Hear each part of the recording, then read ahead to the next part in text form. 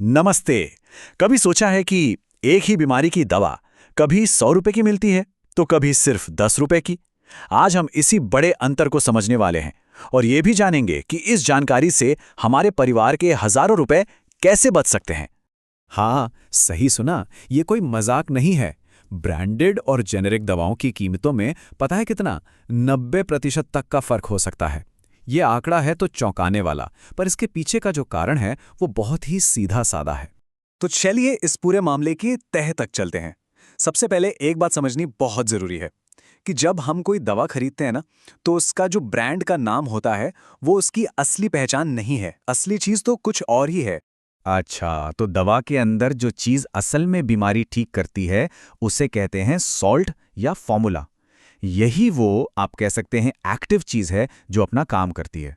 डिब्बे पर जो बड़ा सा नाम छपा होता है वो तो बस मार्केटिंग है और कुछ नहीं। चलिए इसको एक उदाहरण से समझते हैं। हम सबने कभी ना कभी सिरदर्द के लिए कैलपॉल तो ली होगी, है ना? तो ये जो कैलपॉल है, ये बस कंपनी का रखा हुआ नाम है। असली दवा जो काम कर रही है वो है उसके अंदर का पैरासिटामोल। यही उसका सॉल्ट नेम है। मतलब बीमारी ब्रांड नेम से नहीं, इस सॉल्ट से ठीक होती है। तो अब आते हैं सबसे जरूरी सवाल पर, और वो है कीमत का। अगर सॉल्ट एक ही है, मतलब असली दवा बिल्कुल सेम है, तो फिर एक की कीमत इतनी ज्यादा और दूसरी की इतनी कम, आखिर ये जमीन आसमान का अंतर है क्यों? जरा इन आंकड़ों को देखिए एक बार। सच में ये हैरान करने वाले हैं। कोलेस्ट्रॉल के लिए जो एटोवास्टैटिन सॉल्ट वाली ब्रांडेड दवा है, वो मिलती है 70 से 120 रुपए की, और वहीं उसकी जेनेरिक दवा सिर्फ 10 से 20 रुपए में। सोचिए। और ब्लड प्रेशर, डायबिटीज जैसी बीमारियां जो लंबे समय तक चलती हैं, वहां तो ये बचत और भी ज्यादा बड़ी हो जाती है। जरा सोचकर देखिए, अगर किसी परिवार का महीने का दवा का खर्च 2000 रुपए है, तो सिर्फ जेनेरिक दवाओं पर स्विच करके वही खर्च महज 400 से 500 रुपए पर आ सकता है। ये कितनी बड़ी बचत है! इससे तो किसी भी परिवार का पूरा बजट ही सुधर सकता है। ठीक है, अब यहाँ पर कई लोगों के मन में एक सवाल आता है, एक डर सा बैठ जाता है कि भाई अगर कोई चीज़ इतनी सस्ती है तो पक्का खराब होगी या शायद असर ही नहीं करती होगी। तो चलिए इस डर के पीछे की हकीकत क्या है वो जानते हैं। तो सबसे बड़ा सवाल यही उठता है कि क्या सस्ती दवा वाकई में असरदार होती है? क्या कीमत कम होने का मतलब दवा का असर भी कम होना है? इसका जवाब एकदम सीधा और साफ है, जी नहीं, बिल्कुल नहीं। तो सवाल यह है कि जेनेरिक दवाएं उतनी ही अच्छी क्यों हैं? इसके 3 बड़े और ठोस कारण हैं। पहला, उनमें एक्टिव सॉल्ट, मतलब जो असली दवा है वो बिल्कुल वही होता है जो ब्रांडेड वाली में है।